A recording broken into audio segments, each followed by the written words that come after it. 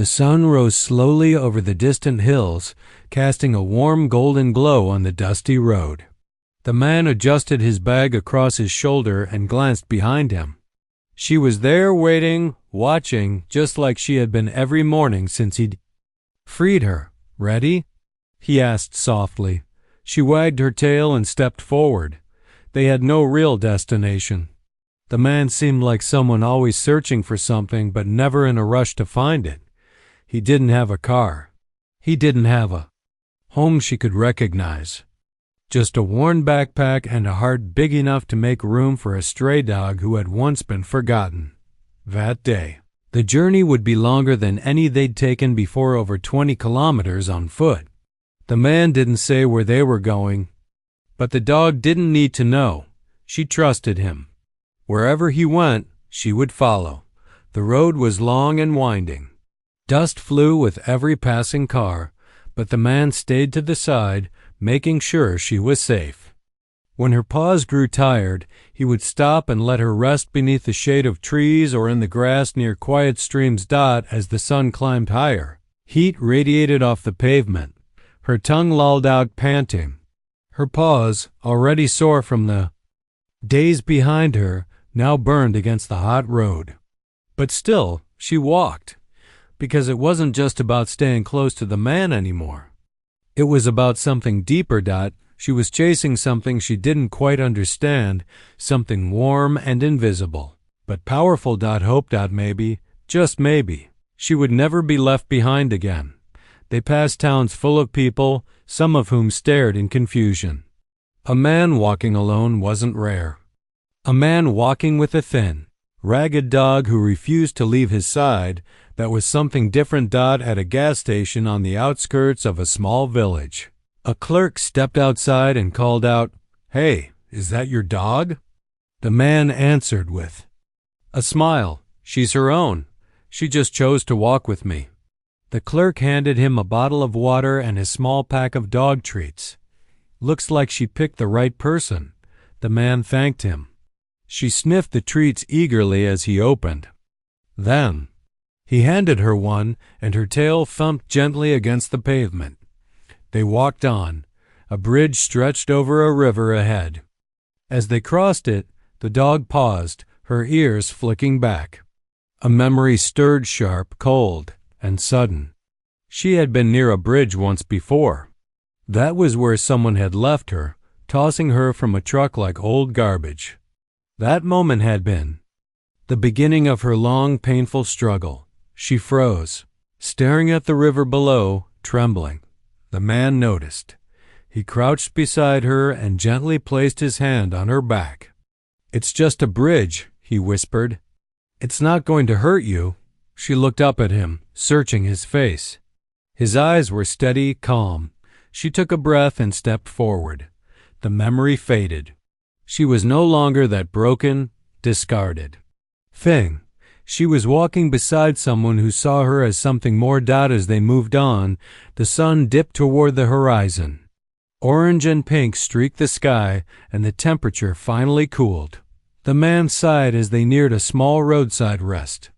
Stop. A few benches, a broken vending machine, and a wide patch of grass under a tree. He set down his bag and stretched. "We'll rest here tonight." The dog circled once in the grass and lay beside him. Her legs trembled from exhaustion, but her eyes were bright. She watched the fading sky, her head resting against his boot. He opened a small can of food and set it before her. She ate slowly this time, not out of panic, but peace. When she finished, the man pulled a small blanket from his bag. He wrapped it loosely around them both. As the stars appeared above, he spoke again, not expecting her to understand the words, but needing to say them anyway. "I didn't mean to keep walking so far," he said. "I just didn't know where else to go. But then, there you were. And suddenly, it didn't feel so lonely anymore." She looked up at him. Her ears perked slightly. "You've got this stubborn heart," he said with a quiet chuckle. "You remind me what it feels like to matter to someone." She didn't understand the words, but she felt the weight in his voice. She crept closer. and rested her head on his chest. His heartbeat was steady, strong. It felt like home. That night, a cool wind passed over the grass. She dreamed again. Not of fear or pain, but of running freely, of laughter, of a soft bed, a door that never closed on her, a hand that always reached out in kindness. When the morning came, her legs were stiff, but her heart was light. The man packed his bag, stood, and turned to look down the road. She stood beside him, her eyes steady. 20 kilometers. That's how far she had come. Not for food, not for safety, but for love, because the man who had once stopped to free a dirty, trembling stray behind a fence had unknowingly done something greater. He had shown her that love still existed in the world, and she would chase that feeling no matter how far the road went. The road stretched endlessly ahead, hot and cracked beneath the afternoon sun. Dust kicked up with every step the man took. He didn't look back. Maybe he thought she would stay behind. Maybe he didn't realize she had already decided something far bigger than he could imagine. The little stray dog limped after him. At first, she stayed a few meters behind. Her legs were tired, and her paws still ached from the days, weeks trapped behind that fence. But something stronger than pain pushed her forward. It wasn't hunger. It wasn't fear. It was the memory of his voice. That soft, patient voice that had spoken to her like she mattered. She followed quietly. No barking, no whining. Just the soft sound of her paws brushing against the road. The man stopped at a small shop down the road. He bought a bottle of water and sat on the sidewalk to rest. That's when he noticed her again. She had stopped a few feet away, panting heavily, her tongue lolling from her mouth. Her eyes locked onto his, not begging, just watching, waiting. He stared at her for a long second, surprise in his face. "You followed me?" Her ears twitched, but she didn't move. Her legs shook, barely holding her up.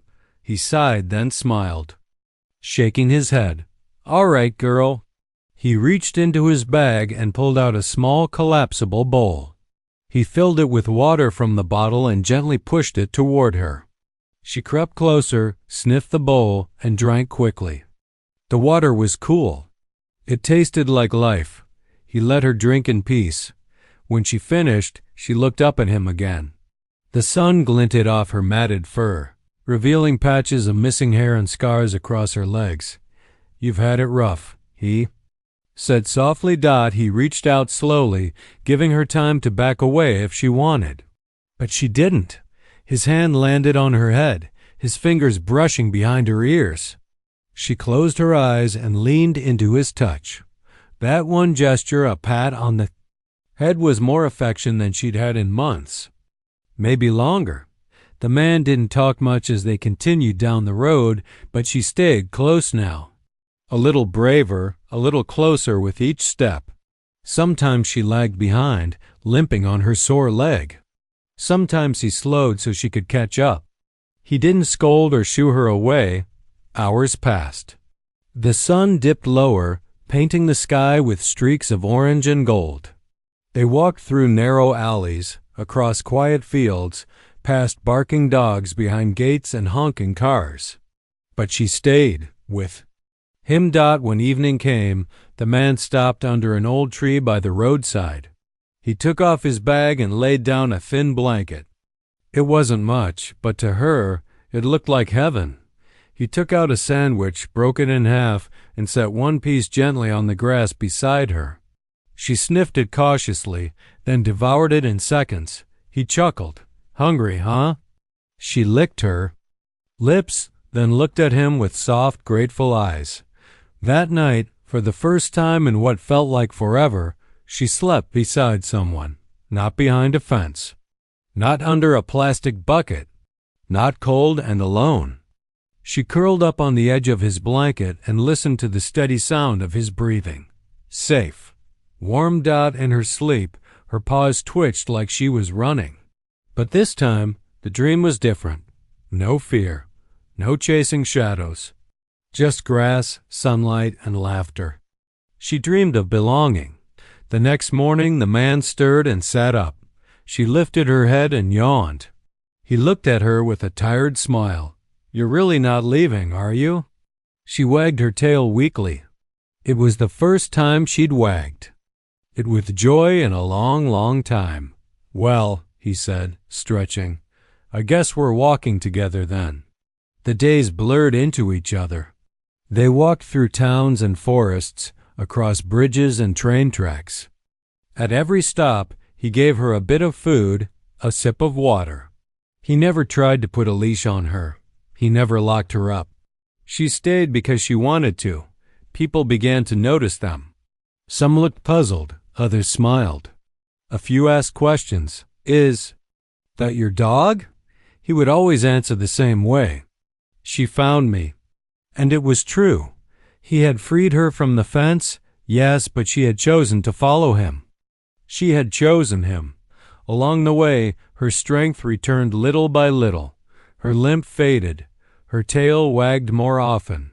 Her eyes grew brighter. The man would talk to her sometimes as they walked, about things she didn't understand, life, jobs, memories, but she listened anyway. One afternoon they passed a park filled with families and children. A little girl pointed and ran up to the dog, her arms outstretched. The dog tensed, but the man placed a calming hand on her back. "It's okay," he said gently. The girl knelt down and patted her head. "She's so soft." The dog didn't flinch. She leaned into the girl's touch. The man smiled. She wasn't always like this. And as they walked away from the park, he looked down at her. "You're changing," he whispered. "You're remembering what love feels like, huh?" She barked once. Just once. A happy, hopeful sound. She wasn't just surviving anymore. She was healing. The world had become quiet for the little stray dog. She didn't remember how she ended up behind the fence. Maybe someone had left her there on purpose. Maybe she had wandered in looking for food and the old rusted gate had slammed shut behind her. All she knew now was hunger and silence. The fence was tall and made of metal wire, bent and twisted in places like someone had tried to keep her in or out. The ground inside the enclosure was dry and cracked. No grass, no shade, no water dish. Just hard dirt and scattered bits of trash blown in by the wind. She had once been small and full of energy, a bright light in her eyes. But the days had turned to weeks, and then longer. Her ribs began to show. Her fur, once soft, became matted and dirty. Her eyes, once full of curiosity, now only reflected pain and confusion. People passed by sometimes. She would bark weakly or wag her tail, pressing her nose through the metal holes. Most would just glance and walk faster. Some even yelled at her for making noise. The worst part wasn't the hunger.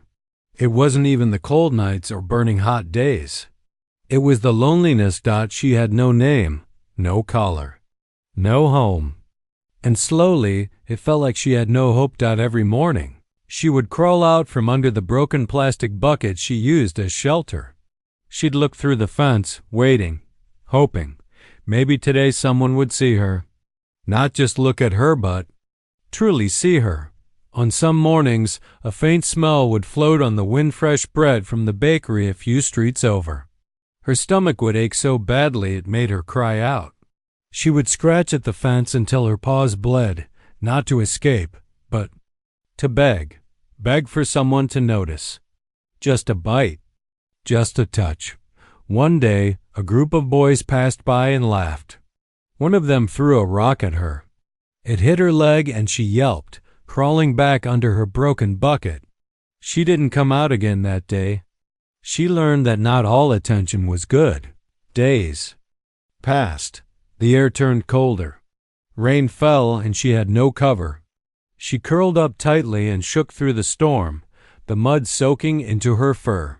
Her body hurt, but more than that, her heart ached in a way she didn't understand. She missed something. Something she couldn't even remember. Maybe a warm lap. Maybe soft hands. Maybe a soft voice calling her name if she had ever had. One night, she dreamed she was running again. A field of tall grass, the wind rushing past her ears, a gentle voice laughing. She woke up crying. It hurt to remember things that might not be real. She didn't bark anymore. She didn't whine. Her tail barely moved. She sat quietly each day, watching the road, too tired to hope but too stubborn to stop trying. The world had forgotten her. But some small, quiet part of her still waited out. Then, one afternoon, something changed.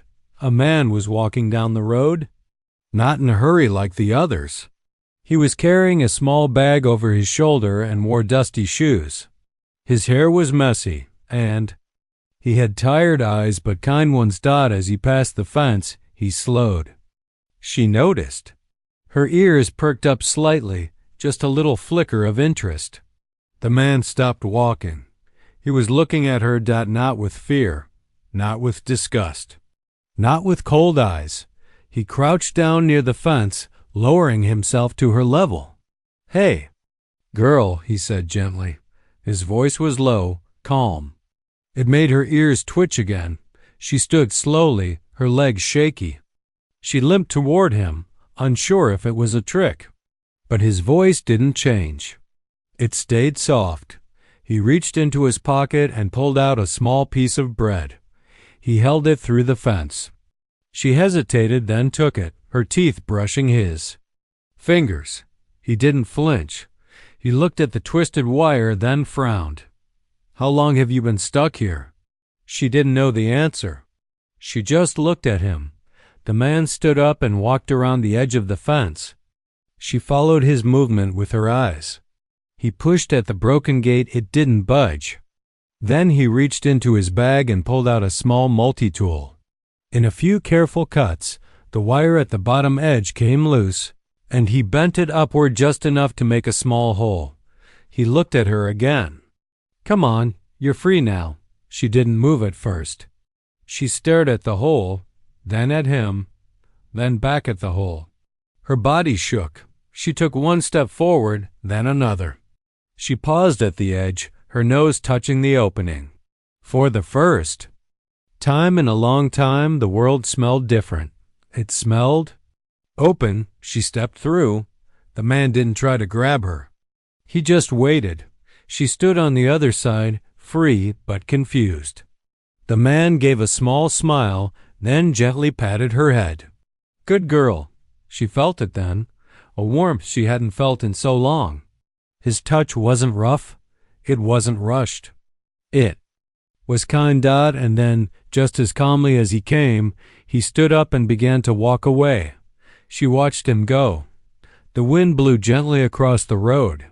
She looked down at her dirty paws, then at the road ahead. Something deep in her chest stirred. She took a step forward. Then another. And then she started running after him.